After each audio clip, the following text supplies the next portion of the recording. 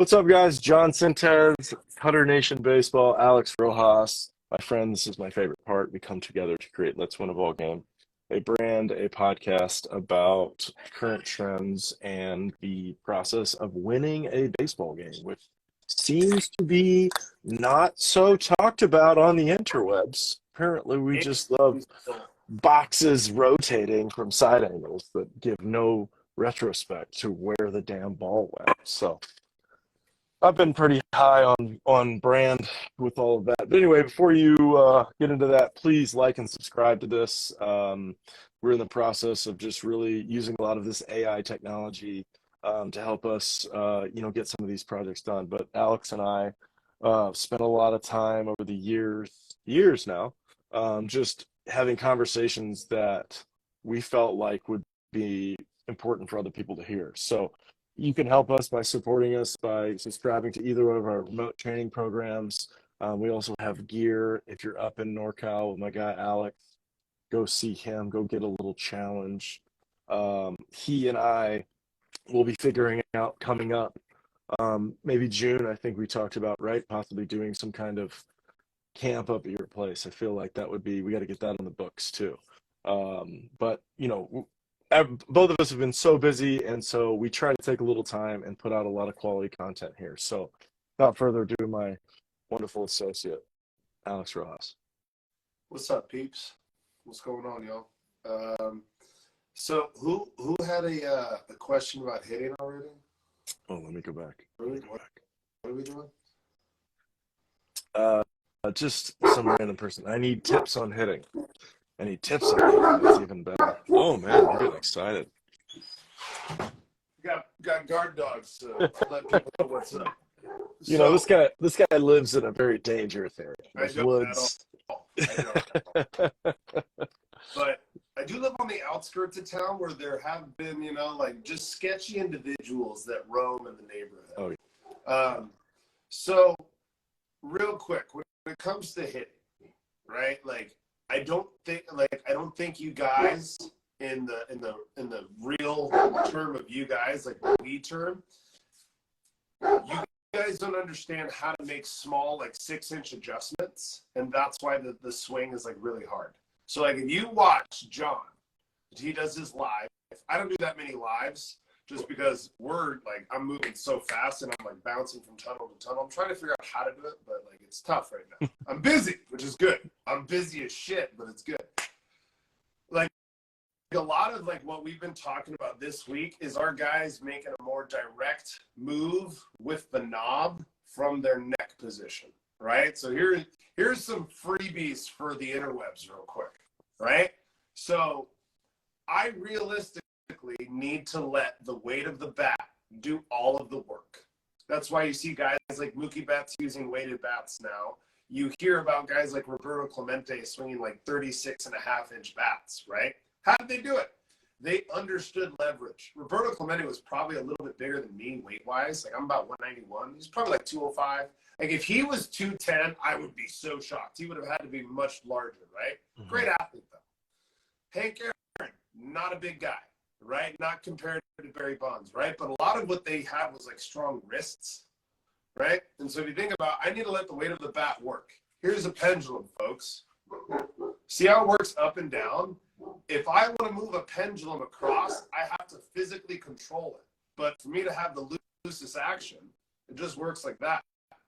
A lot of you guys, you force this shit across your body so fucking hard because you're trying to stay through it. Dude, this is actually perfect. So if I'm here, I just need to feel the weight's going to drop. And then I let my hand guide it. Teacher man, kind of. He's kind of got it right, I think. But that little piece right there, if you can just feel this little 6-inch movement and then you just stay through it, you're going to stay through it. Your hips are going to show up. Your shoulders are going to hit your tilt. You're going to go palm up, palm down. You're going to turn your back foot, all that other bullshit.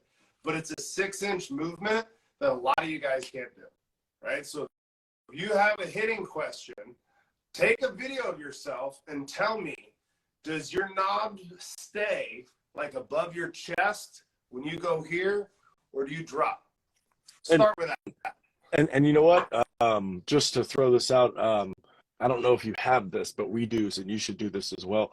We both do one-time video analysis sessions. You know, if you want to submit a video and have Alex break down that 6-inch move that you want, right? Send us a DM. We can get you into the system. Both of us have websites that'll walk you right through.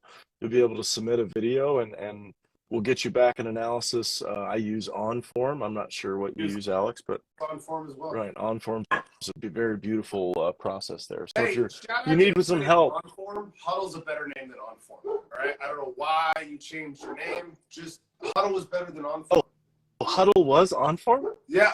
So OnForm bought Huddle. Oh, Yeah. there it is. Things you didn't know. Because we were a big Huddle company, and then Jason came in one day and was like, "Hey, Huddle got bought." And I was like, "By who?" It was like some company called OnForm. I was like, "That's the dumbest name." That's the OnForm. dumbest. Hey, I'm That's sorry, the your dumbest name I've ever heard. technology is phenomenal. To like, Yeah. hey, like the technology is great. Revamp the marketing a little bit, you know? Love the tech though. Tech's phenomenal. They got that skeleton thing. Yeah. Oh my god, 9-year-olds love it when I show them their skeleton. Like, if you guys, so can we talk about that real quick? Mhm. Like, how many of your guys actually bring in video of them throwing in a game? A lot. I have them text it to me. I think that is so productive. I feel like not, especially with Game Changer being a thing. Yeah. Like We have an iPad that is our TrackMine iPad that runs to USB-C to HDMI. And so I can turn it to Wi-Fi. They text me the video. I pull the video up in our text chat, and then we just watch it on the TV. And I can go back and forth right there on the mound and show them. Like yesterday, there was a little kid named Ronan, and he just gets in the game and forgets some of these things. And so we had him take some notes and work on some stuff. And like he was actually, you know, he's 11 too. So him starting to put the connection between the moves of what he's doing in the gym and seeing the success of the ball doing what he wants to. And then in game, he's making these mistakes that a lot of guys make. You know, it's directly correlated to hanging a breaking ball and going, yeah, you know. what was I talking about? I think the other day you were talking about this. It was either on the phone or on the podcast. Excuse me. Carbonated beverage. When you guys are hitting, we're trying to do the thing that we are the best at the plate, not what the coach wants us to do. And then the situation dictates that. But I don't know if it was the phone conversation or if it was on the podcast. You're doing advanced BP with some dude, and he's hammering the ball to left field. And you go, where do you hit the ball the best in a game? He goes right center. And you're like, what are you talking about? Like, have you not been here the last 30 minutes? Like, where have you been? Yes. Like, so to go with that, here's a simple hitting approach, guys. Until you get to 2 strikes, do what you do in BP. Like, what's the best thing you do in BP? If that means I hit the ball to left center to over the left fielder's head, find pitches that you can do that on. And then when you get to 2 strikes, change it, right? Because, like, we're trying to not strike out. I know strikeouts are just an out, but still, we're trying to not strike out. Ball in play is better than no ball in play. Right. Some situation, right? Unless, like, guy on first, avoid the double play. Like, it's okay for you to hit a pop-up. That's totally fine. But anyways, I feel like you guys have a lot of – I'm really talking to the internet like you guys are my hitting class. But I really feel like a lot of you guys, when you come in, like, it's so frustrating because there's so many guys where it's like, what's your approach? It's like, oh, I'm trying to hit the ball to right field. It's like, are you saying that because your coach told you to do that? Yeah. I go with more of the obvious. I was like, you know, there's somebody standing there, right? You said right field, like specifically where there's a dude playing. You're gonna hit it at the guy standing there? Yeah. Oh no, I meant right center. Oh, okay. Well, that sounds like a much better idea. Yes. It's like, well, here's one thing that I started thinking about. Baseball is a game of threes, right? It's just if you play the game in terms of threes, right? You've got 3 outs to work with as the pitcher. You got 3 guys to work with in the start of the lineup, right? Then you got the sides of the field. Even if you're trying to hit the ball the other way or up the middle or the left, you got to beat 3 dudes on each. Like, you got to be 2 infielders, Yeah. right? Then you got to beat an outfielder. Yeah, So there's it's always 3 guys. it's kind of like a triangle offense, right? You got 3 triangles and 3, right? Right? And so you see these triangles shift, and then the shift just fucks the whole thing up because like then it's like these isosceles tight little. It's like, well, how do I get around this? Well, just go up the middle the other way, like figure it out. Like, Yeah, exactly. Stop pulling the ball. Yeah. Right. Yeah. But to go with that, right?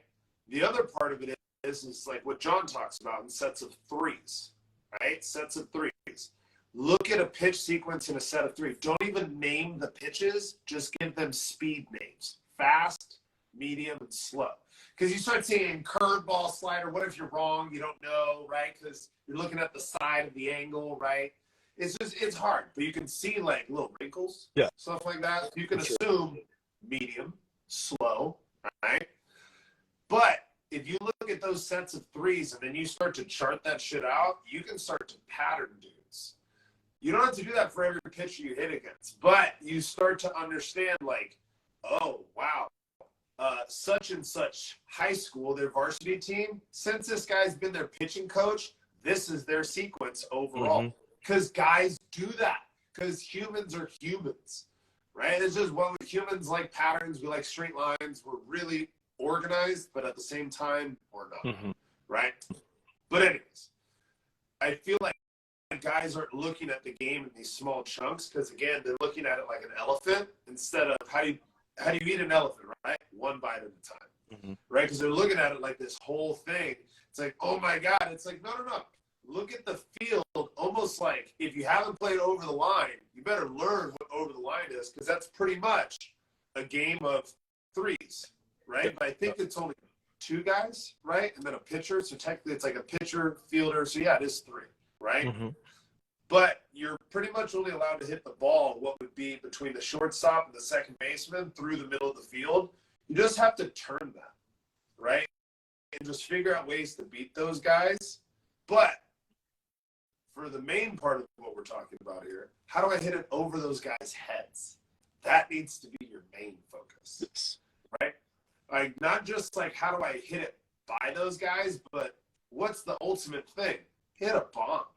Yeah. Like, did I ask my guys last night? I was like, okay, so I forgot who the guy's name example was, but it was like, let's say Tiger goes up to the plate and he has 4 at-bats. He goes 4 for 4. What does he hit 4 of?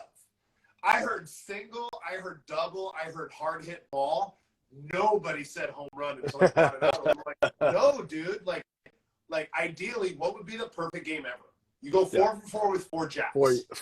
For absolute pimp jobs. Right. And on the third one, I'm throwing my bat over the dugout. I don't need this. Yes. Give me yours. Give me your bat. Guy. Like, yes. Give me a new one. Yeah. That's what we want, right? So like, what would your game plan be to do that as a internet hitter, right? Like that's your job. Right? Well, don't hurt the internet because they're still thinking about their back elbow as they launch the ball, right? Oh my god, I could hear a dad, like he was not disagreeing what I was saying, but I could hear like all of the information that he had probably told his kid, and he was just like, oh, like we were talking about elbows and shoulders and stuff like that, and he was like, I wanted him so tall, and it's like I totally get what you want him to do now and stuff. And once you tell kids, it's like ground balls work in 8-year-old baseball because everyone's bad, right? You have to remember that. And like the dads always laugh. They're always like, "This true. They're not good. Yeah, for sure. Right? So, in essence, I'm gonna get off my hitting soapbox because I've been standing on it pretty tall, right? Okay. No, it's been fun. You guys like listen to what John and I are going to talk about for the remainder of this podcast, right? As if you were trying to chunk things together and not big ideas, but just like little chunks. Because that's what you guys have to do to like get better out of your hitting coaches. Because it's not about even your pitching coaches, it's like whatever it is. But like you have to learn how to chunk information together and not try to absorb all at once. Because most of the time, John is probably going to layer you one layer at a time. because he wants you to understand bits of information. Okay, you got that? Now I put on more. You got that? And now we go more. That's how you guys have to learn how to learn. Yeah, we did advanced EP last night with our Trotsky National 13U team. This is my professional 12-year-old team when I started with these boys. Mm-hmm. And they're just not used to spin rate doors, and then they were able to play inside the level system of we do of level 1, 2, 3, and 4. And the youngest lefty in here that doesn't play on that team but was there for advance last night was he just wants level 5 the whole time. So he only, everybody else starts level 1 fastballs. He's like, let's go. Like, he doesn't even care anymore. All he wants to do is compete inside the space. And it's funny because he started off getting carved up, and then now it's gotten to the point where he doesn't even realize that he's doing better because there's no more strikeouts. I'm not striking him out anymore. He's off the end of the bat. He's around it, right? And then when we go to machine on the next level, he just takes absolute man hacks and really just tries to find his driver, like the distance of it. And then when he gets in with me, last night was the first night that there was like a little bit of a hanging cutter inside on him. We're talking 12-year-old lefty, small, right? And he tomahawked it over the first baseman. And we play on the big field, the big fields. He hit it 260 with a drop 5 over the first baseman. I go, that's a legit double. Like, about 10 foot off the right field line. Like a real just. Yeah. I'm like, dude, that could be a triple. Yeah. Could all the way in the corner in Boston like that. Fast if he's yeah, for sure. He's fast. And it's funny because that's the whole game he plays when he goes to tournaments. I'm like, what are you best at in the field? He's like, right center. I'm like, do it every time until you see the center fielder standing in the right center gap. Yeah. Do it. Yeah. Hit it. You better rip it though. Yeah. Because as soon as you see them pitching that, he goes, yeah, just go down the line. I'm like, okay.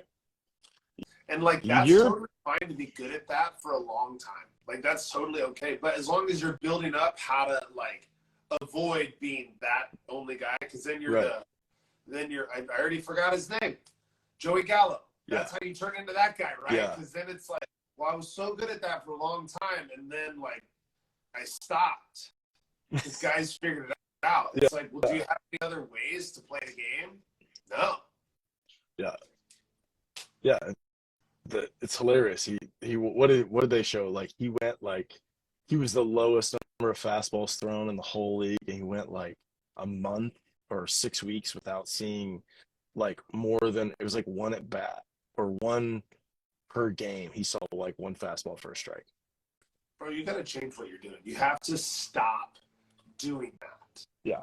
Just like I'm sure his mindset is so much more damaged than his swing is. Like I'm sure his swing is still phenomenal, but like his ability to probably adjust is just severely altered at this point. It's not gonna happen. I don't know. I don't know. It's not gonna happen. I always use the Jordan example. When he was a rookie, the A's shifted him 3 at-bats. In the first game he played against the A's, he went double to left center, line piece down the left field line, 3-run home run to left field. Next day they played straight up, dude. I will never forget that because I watched him his first at-bat. I was like, oh, this guy's really good. Like, I don't know why they're playing him to shift so hard, and he just did it all day. It was pretty funny. It was funny how it's like when they're obvious, when they know the analytics. Like that's probably what just happened. I'm sure the Astros, who are so smart, you know, I did that as a survey of the field. Like I felt like sometimes people would play me in certain spots. Now obviously it wasn't happening because there's no way in high school baseball you're communicating what pitch is being thrown to where the center fielder needs to play and the scouting report how to get the guy out. You know, no way. That's what's so impressive with some of these teams like the Astros. And it's not that they're always in the right spot defensively. It's that no, you don't understand. they threw the pitch to the spot and he hit it where the guy was standing. It's like an organism. They Yeah. know. Yeah, They like the formula basically works out to about this 20-foot area right here. We're gambling that this should work out to about a 40-foot range that we're right. Yeah. Because if it's a little to the right, it goes to the better version of Carlos Correa. What's his name? The Astro shortstop? Yes. Pena? But yes. Pena, yeah. Right? Or it goes a little bit to the left and Bregman fields it. Yeah. Right? So it's like, what do you got? Dude, that's like, and again, that reminds me of high-level jiu-jitsu. It's like, I know you're going to turn because I know you don't like this. And then you're going to do this with your arm because you don't like it. And then I'm going to grab your arm and I'm going to break it, right? Because I know. It's just like, my black belt tells me that shit. Yeah. Like, I remember one time we were rolling together and I was like, did you know I was going to freak out? Or like something like that. Because I was like, we were having this conversation about how uncomfortable I was. He goes, pretty much my plan is to make you freak out and then you stop using jiu-jitsu and you start just, and then you leave your arm open or your neck's like that. And like, that's kind of how baseball is played. It's like at a high level, the Jedi's like you, it's like, he knows that you like that fastball that last at bat. He watched you like pretty much like salivate at the thought of getting another one after you fouled it straight off. So he remembered that, right? And guys use that to their advantage to then put you into a non-fastball count and you're sitting on a slider and you get your door blown open by 94 down dick because you just got destroyed in your mind. It's not what happened on the field because, I mean, honestly, I've seen 12-year-olds touch 80 on a machine, which I know a 16-year-old could probably touch 95 if you trained him, right? But it's that brain. You can mess with a 16-year-old's brain so much. Like I was watching a Navy SEAL clip of this instructor basically convinced this guy to quit by telling him, it's like, why would you stay here? You're last in all the drills. You're always holding people back, like blah, blah, blah, blah, blah. And he goes, you should just go ring that bell. And the guy's like, don't make me do this. He goes, you're making you do this. And the guy rang it. And he goes, just like I thought. I didn't even ask you to. I convinced you. And I'm like, dude, that was just a mind fuck the whole time. He was just getting you to think about why you weren't good. And you fell down the rabbit hole instead of thinking about how you could get better out of that. Does that make sense? Mm-hmm. Yeah, totally. Just a mind thing. Well, and it just, that sounds like a lack of solution mindset. You know, like we're just keep saying the problem, right? Don't swing at the fastball high. Swing the fastball high. Right? Like, that's not, right? Like, I think you might be misunderstanding how this game's played. You know what I mean? Oh, yeah. Oh, my God. We kind of started that off with that, Matt. We kind of started that. I'm making a funny video, trying to really use that cap cut and, like, make some funny. I swore a lot in that video. So I was like, that happens. Yeah. But I got to ask you a Jedi question here. So there is a hitter in our high school conference who I believe he is hitting about 521 right now. He's going to the University of Washington, right? If you knew that there was some hitter that was just ridiculously hot, like he's just unconscious, how would you pitch that guy? And he's like a righty guy with speed, like a short righty guy, doesn't have a lot of pop. He hits a lot of doubles and steals a lot of bags. Well, he's going to have to hit my best pitch. So I'm going to go with my best sequences. Is he righty or lefty? He's a righty. Righty. I'm going to make him chase balls. If I walk him, I don't give a shit. Yeah. That's all I'm going to do. Somebody keeps hitting 521. I'm like, why are you pitching it? Like why? Yeah, 100%. And I mean, there's still a school of thought that walks are bad, but like you could see Maddox all the time would just be like Maddox was the king of, I'm at the 7, okay, sure, and he'd walk the 7, right, and then maybe get the 8, and then he walked the 8, but then the 9 was the pitcher, and then he hit a double play, and it's like, Yeah. Yeah. let's start over. Yeah. It's game You know? of threes, man. I Yeah. just got to get to that guy, and then Yeah. now it's a reset. Totally. Yeah, so I mean, there's a ton of that I think is interesting as well.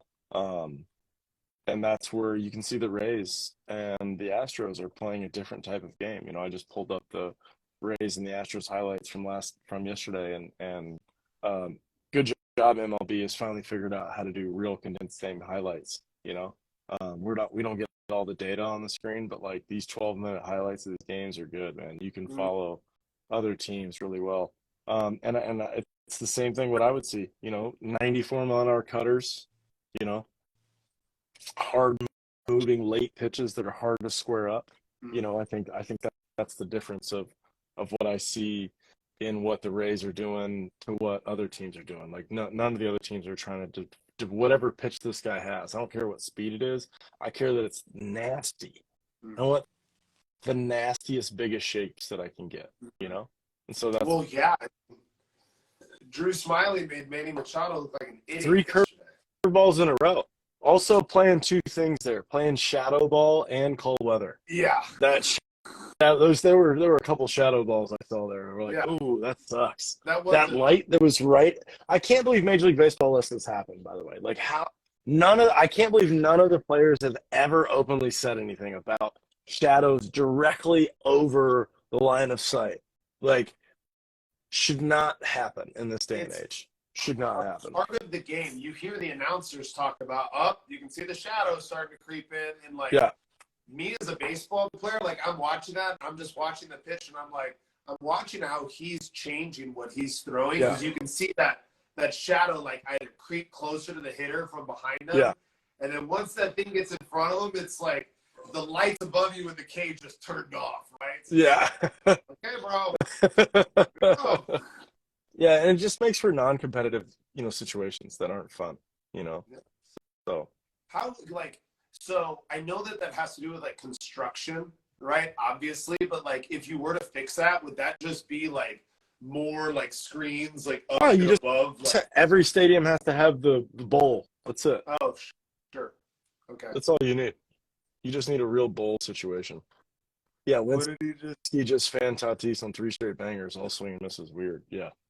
And hey, look, those guys, let's see if that game's on right now. Those guys too, Matt, are like Manny giving that up, set up the rest of the day. So they're willing to swing at fastballs first AB in the simple fact that they know that, okay, and if they start off tomorrow where they get 3 in a row first AB, they will adjust. But in the meantime, they're not going to change their beginning strategy of the game because they have scripted out 4 strategies as you go through the game. You know, you're either going to see the pitcher 2 times or 3 times. We know that now, no matter how long it lasts. And then you're going to see the Rays. You don't even know how many times you're going to see that guy. Yeah, for sure. Why they see him 1 at bat? Yeah, I think that's something that they count, right? That's, you know, that's important. If you keep facing the same dude over and over and over. That was one of the things I was worried about playing down in Mexico with. They use ChatGPT, like, because the way that they've developed, kind of like what you talked about, like that's been like 20 years in the making. Right. Like 08 was just when we first saw it work. Right. You know, like that was the first time it just worked. So they probably have some software where it's just like Cashman's just sitting there, and then they go, hey, he's at like the green of the meter, right? Like orange is okay, green is like you're getting close, and he's like, yeah, we're gonna pull the next guy. It's like, what? The guy could physically be fine or something, but just like the Astros, they've been watching what they want to watch so much that what they see is just so different. Yeah, I agree. Yeah, it's where you have to get creative.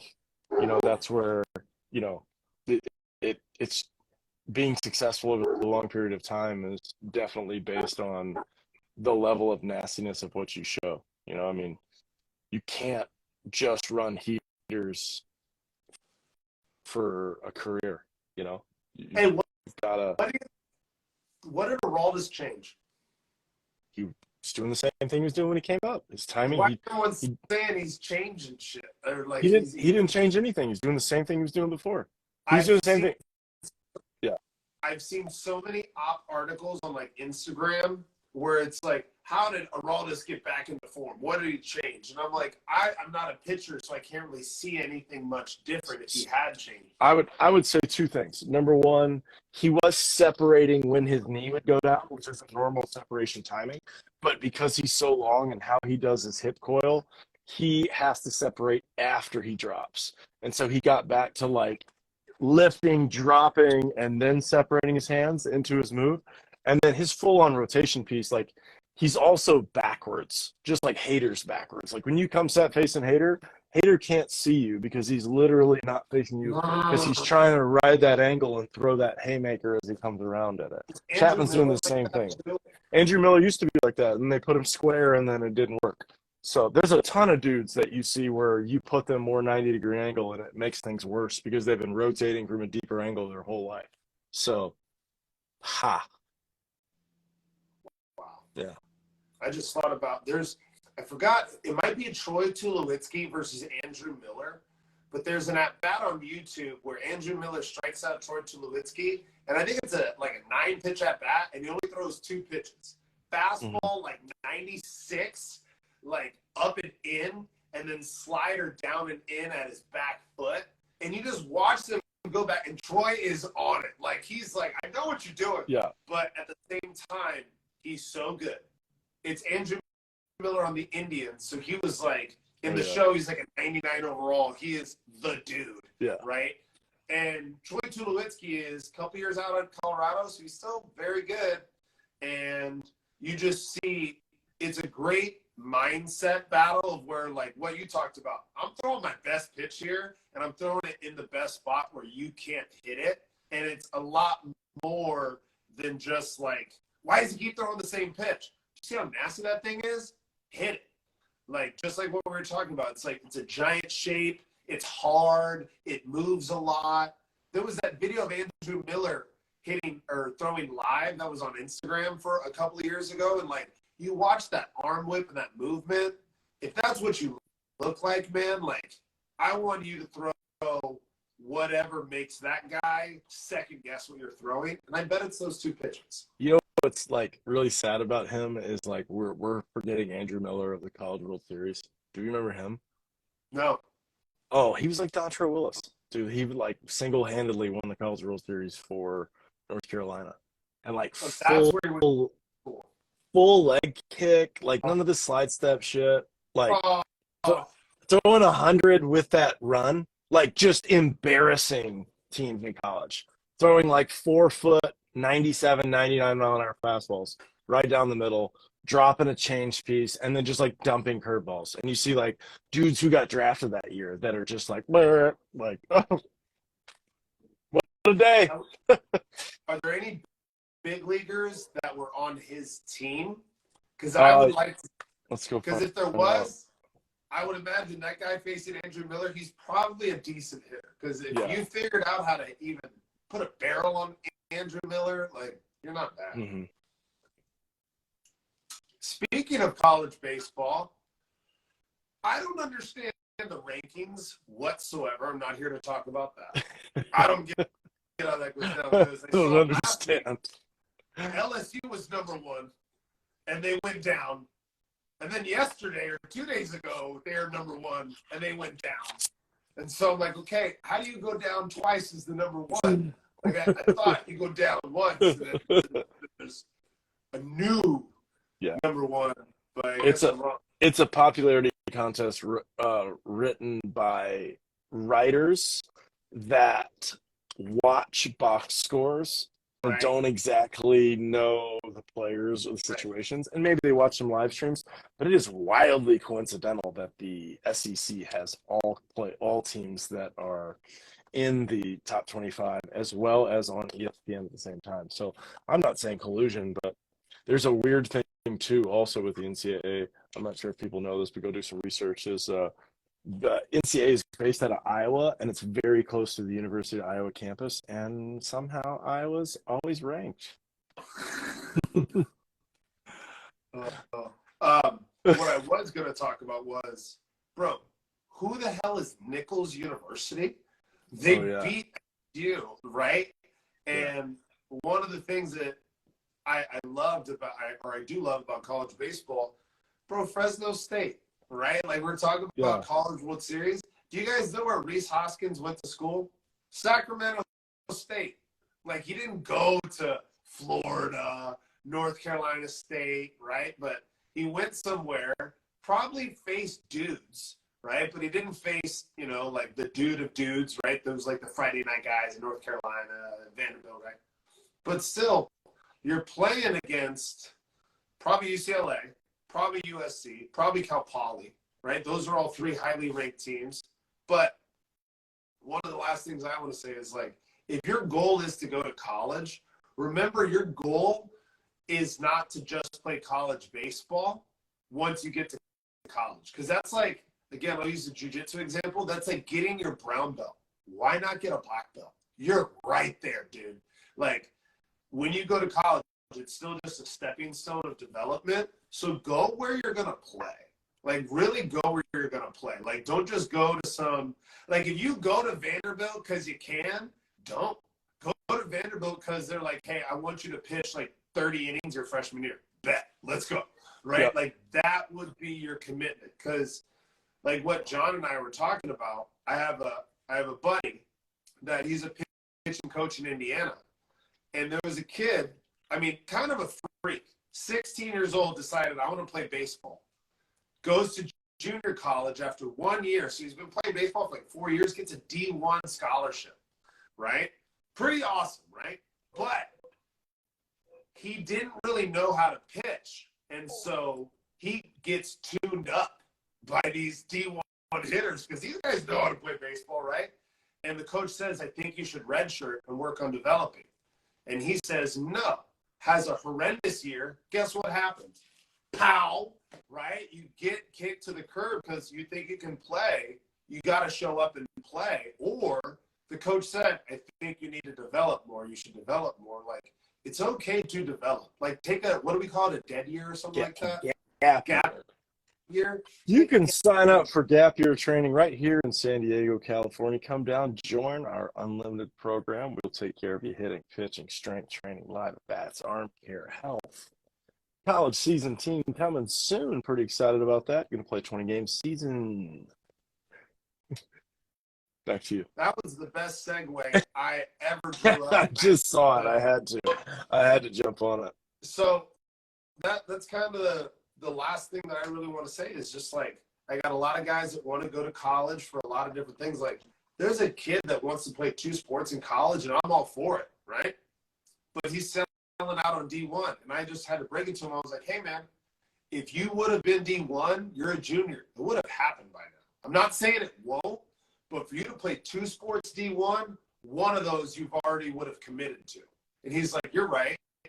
And I'm like, I'm not saying don't, but I'm saying why not go to a really good D2 school where maybe that's possible, right? He's like, what do you mean? I'm like, not every D2 school has super stacked baseball and basketball, right? Or whatever sport, football and baseball, right? One of those is going to have a little bit downtime because it's not a D1 school, right? You don't have the marketing and the travel and the this and the that, right? Because that's a thing, dude.